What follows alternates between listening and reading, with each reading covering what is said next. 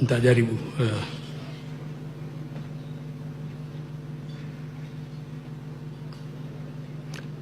Your Excellency, the President of the Republic of Kenya and the Deputy President, all protocols observed. Hamjambo. Assalamu alaikum. As a Muslim, I am informed and inspired by the teachings of the Holy Quran, which underpins the importance of living together in peace and the sanctity of life and the protection of human life. Respect for all human beings, regardless of their gender, race, and religion. The Holy Quran says, "O mankind, we have created you male and female, and have made you nations and tribes, that you may know one another." And the Prophet Muhammad, peace be upon him, said, "All mankind is from Adam and Eve, Adam and Hawa. An Arab has no superiority over a non-Arab, nor a non-Arab has any superiority over an Arab. Also a white has no superiority over black, nor has any superiority over white, except by piety and good action."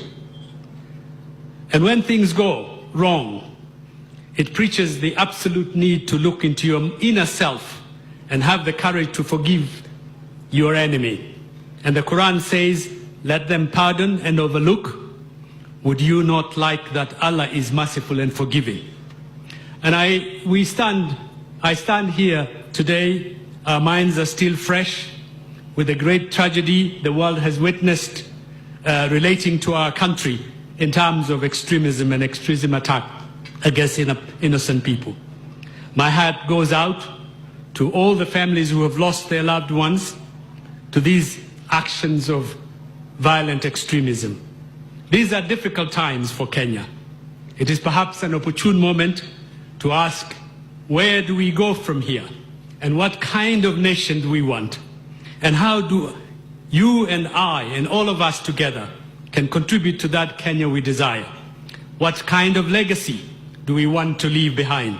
A united and a prosperous nation, or a divided people and a broken country? For the victims and their families, you can be filled with ill will, anger, and the desire for retribution. We can head towards that dark route as a country, sharply divided along ethnic and religious lines, one community pitted against another community, Muslim versus Christians, feeling hostility towards one another.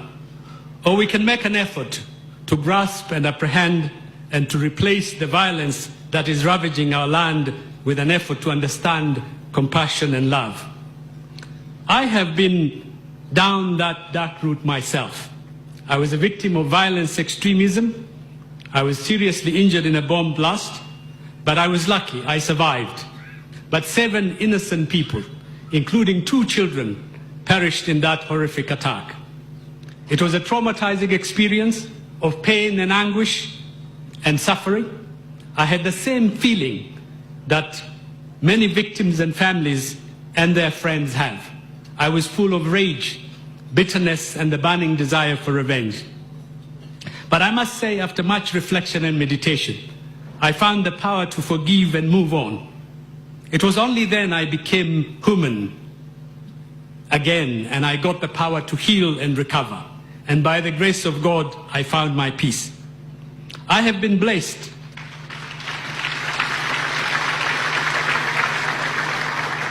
All my life, I have lived among Christians. I was taught the alphabet and educated by Christians. And as I lied injured in hospital, Christians, like my fellow Muslims, came in their hundreds to pray for my recovery. And the predominantly Christians of Kamukunji constituency honored me by electing me to Parliament.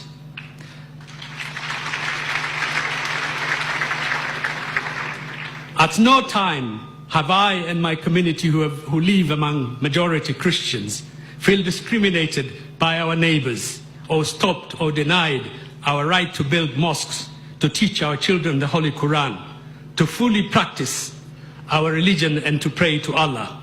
We live and continue to live in peace and harmony. I cannot imagine my life and that of my community without Christian neighbors. That's why we have to make an effort in Kenya. We need to understand and go beyond these rather hard times.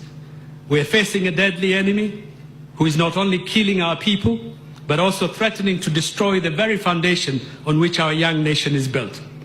It is an enemy who wants to divide us among ethnic and religious lines, Christians against Muslims, Muslims against Christians.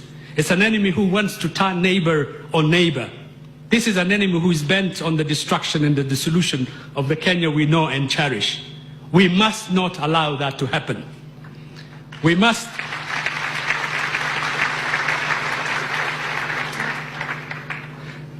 must be united against the fight against violence extremism, but we must not allow violent extremists to set the agenda for us and to determine our future. We must not allow violent extremists to turn one Kenyan against another Kenyan. We're bound by geography and history. Now is the time to recognize that which unites us is greater than that which divides us.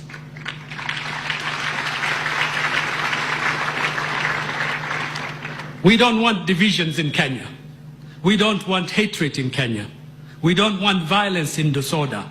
What we want is love, wisdom, and compassion for one another, and feeling of hope and justice to all those who still suffer within our country, whether they be Christians or whether they be Muslims.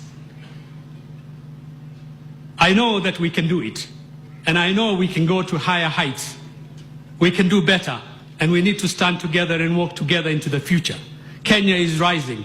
As we rise and shine, let's make sure we leave no one behind. We must rise as one indivisible nation. So I ask you this morning to pray for understanding and compassion. I bring you the message of peace. Please say a prayer for peace in our country and our people. Thank you so much.